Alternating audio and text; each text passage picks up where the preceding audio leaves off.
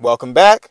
In this video, I am going to show you how to take a striped bass that you've already gut and show you how to scale and prep them for either cooking or the freezer.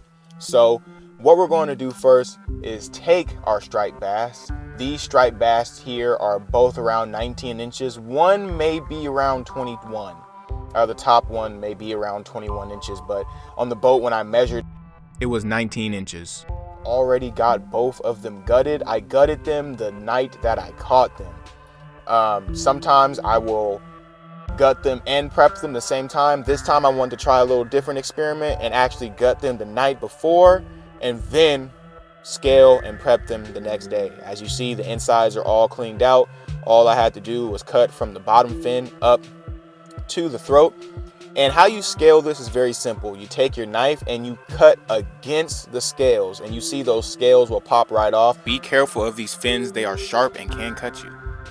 All you gotta do is take your knife and go against the scales. I recommend using a glove every single time. I'm using Gorilla Grip gloves right here. They're my favorite gloves so far. They have helped me not get cut. Now, sometimes the fins do cut through the gloves and I do get a little poke, but it's better than not wearing gloves at all, because when I'm not wearing gloves, I have actually sliced myself open multiple times. So you want to be careful. That's one of the reasons why a lot of people tend to not prep their is because the dangers with the fins, right? So all you do is keep scraping those scales off and they'll slide right off. It does not take a huge amount of force or a huge amount of pressure. They will pop right off. I didn't do this time, but I recommend putting the fish inside a plastic bag. That way, when the scales pop off, they don't pop all around the kitchen, because these things fly everywhere. You'll see them in this video. They'll just pop, pop, pop everywhere. So one side's done, and we are going to flip the fish over and do the same thing to the other side. And they're just going to slide right off, all right? You can do this with your fillet knife if you'd like. I don't like using my fillet knife because I like to preserve the sharpness of the knife for the filleting, because when you're using that fillet knife and it's not as sharp, it turns into a chopping process and a grinding process, which you'll kind of see a little bit here. I also don't have a very expensive knife, so I like to use my pocket knives or some kitchen knives or some spare fillet knives. So we're just going to keep scaling as you see here. And as you'll do that, you'll feel rough areas around the fish and you'll know, okay, there's still some scales here. And to know whether there's scales, you'll see me, I'll actually slide the knife from right to left, and then I'll slide it from right to left to right to actually see if there's still scaly areas on the fish. And now that we're all done, we're going to rinse the scales off. You don't have to save the scales. You can just throw the scales away.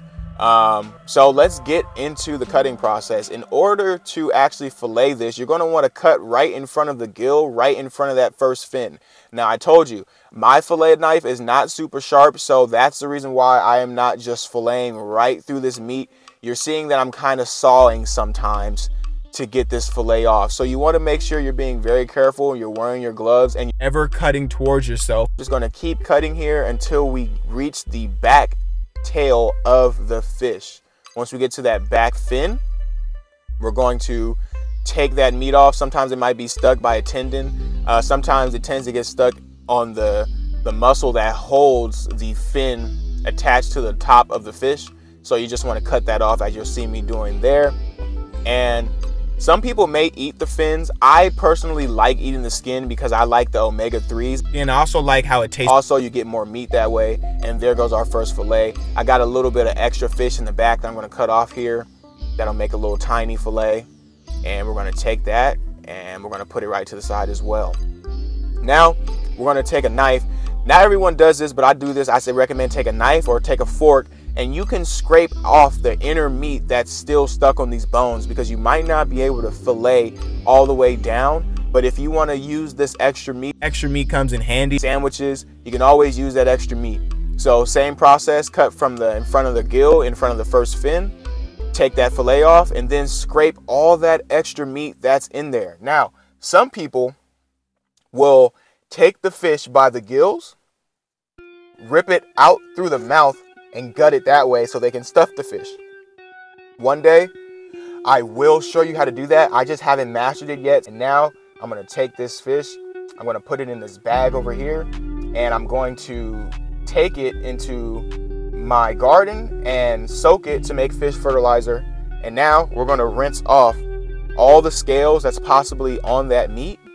Take all the fillets and rinse it off, so that way anything that is on there, whether it's blood, scales, maybe even some bacteria, just rinse it all off, as you see me doing here. Look at those beautiful pieces of striped bass, baby. They are so pretty. You see the stripes, and we even got us some excess meat right here that you can use. All that meat on the left is literally worth like 4 or 5 tacos, you know? So don't let it go to waste. So I'm using a food saver, and all you have to do is get the bags for the food saver, and you seal the first bottom, and then you cut it off, and then you stick however pieces of fish you want in there. For me, I'm doing fillet per pack. And then since this bag is so tiny and there's a lot of extra room, I'm gonna throw a lot of this extra meat in here to freeze with it. So we got one full fillet, and we got some excess meat in there that we can throw in when we actually decide to cook. I would probably bake this or fry it, but to each their own. Some people will probably take those choppings and use them in ceviche. Totally up to you. I'm not a raw fish person. You're going to place the food saver bag in the little rivets that you see inside where the catch tray is that will catch the juice. You're going to close it, you're going to lock it, and you're going to press vac and seal, and that's going to suck out all the air, and it's also going to seal the bag. Now, you don't want to pop the vacuum seal open before the lights shut off. There's a green light and a red light that are on. That's meaning it's actively vacuum sealing, and it's still processed. And now we're going to insert the next fish into the next bag, and we're going to vacuum seal this bag as well. You see me, I'm putting the end of the bag into the drip tray inside the food saver, and now I'm going to close it, lock it, and I'm going to stretch out the bag so that way it's easier for it to suck the air out while it's sealing the remainder of the bag. There you go. We got another fillet right there that's ready for the freezer. So what we're going to do this again. We're going to stretch this bag out, and we are going to seal the first end because the last end is cut, right? So that way, when we put the fish in, the bag will be able to be vacuumed and sealed and be ready. So as you see here, I got it closed, I got it locked, I got it on the seal setting, not vacuum seal, just seal, okay? We're just sealing, and once this seals the end of the bag, we are going to cut the bag. But you must remember, since you sealed it, you have to pull the bag out a little bit like you see me do. I cut right after that seal mark right there. Now we can put this piece of fish in there, and it's looking real nice and pretty. And we're going to do the same process. We're going to open the bag. We're going to put the opened end of the vacuum sealed bag into the catch tray, the plastic tray that's inside, and we're going to close it, fold it, and lock it. And we're also going to pull the bag just to make sure that it is able to suck out all the air. So as you see here, I'm holding the bag straight so that way it has the opportunity to suck out the juice, all the oxygen. And I'm actually going to do this one twice because sometimes it takes 2 vacuum seals for it to get completely flat and sealed. So if that ever happens, that's totally okay. Just keep repeating the process until it gets to a point where you feel like it's comfortable, where it's sealed to where it could be freezer safe. Ultimately, you don't want any air pockets. You don't want the bag to feel like there's air in the bag. You want to try and get as much air out the bag as possible to keep the fish fresh, because if you do it this way, you'll be able to store this fish for at least 8 months, up to a year, or even longer, you guys. So now we are on this last piece of fish. It's a pretty small piece of fish. We're going to pull out the bag, and we are going to lock the bag inside the vacuum sealer, and we are going to simply press the seal button just to seal the bag. Once that bag is sealed, we're going to pull it out just a little bit. Remember, you don't want to cut the seal. That only leads to bad bag management. All right? Don't want bag management.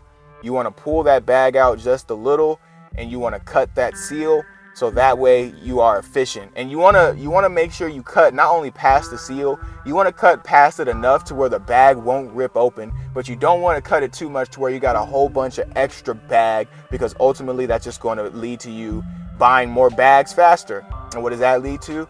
Bad bag management. You got about 1 inch of seal left, and now we're going to put the open end of the seal back into the vacuum sealer, as you see here. This is a food saver once again, and you're going to put that open end into the gray tray that you see. You're going to put it right in there. You're going to lock it down, and once you close it up and you lock it, we're going to press that all of the air out, and once it sucks the air out, it's going to seal it. So you see I press the button. Now I'm pulling the bag tight, so that way it's going to suck all the air out, and it's going to make it tight to where once this bag is frozen, there's not going to be any air bubbles, and it's going to feel just like you were buying something frozen from the store. It's going to be safe, and you can prepare it, and you can save it for months to a year to maybe even longer. It's all good. And now we got our 4 beautiful fillets of striped bass. Thanks for watching. Subscribe for more.